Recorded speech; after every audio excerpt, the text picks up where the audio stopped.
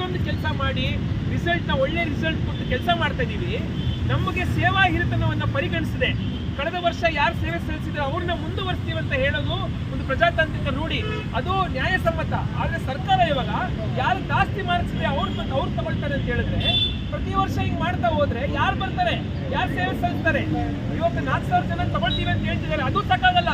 ಇವತ್ತು ಇಡೀ ರಾಜ್ಯದಲ್ಲಿ ಇಷ್ಟೊಂದು ಹುದ್ದೆಗಳ ಖಾಲಿ ಇದೆ. ಇವತ್ತು ಉತ್ತಮ ಗುಣಮಟ್ಟದ ಶಿಕ್ಷಣ ನೀಡುವಲ್ಲಿ ಪ್ರಮುಖ ಪಾತ್ರ ಮಾಡ್ತಿರೋದು ಅತಿಥಿ ಉಪನ್ಯಾಸಕರು. ಇವರಿಗೆ ನೀವು ಮರ್ಯಾದೆ ಕೊಡಬೇಕು. ಇವತ್ತು ಡೆಪ್ಯುಟೇಷನ್ ಆಗ್ತಾ ಇದ್ದಾರೆ. ಒಂದು ಪರ್ಮನೆಂಟ್ ಸ್ಟಾಫ್ ಯಾರಿದ್ದಾರೆ, ಗೌರ್ಮೆಂಟ್ ಪರ್ಮನೆಂಟ್ ಸ್ಟಾಫ್, ಅವ್ರನ್ನ 3 ದಿನ ಒಂದು ಕಾಲೇಜ್ ಅಂತೆ, ಇನ್ನೊಂದು 3 ದಿನ ಇನ್ನೊಂದು ಕಾಲೇಜ್ ಅಂತೆ.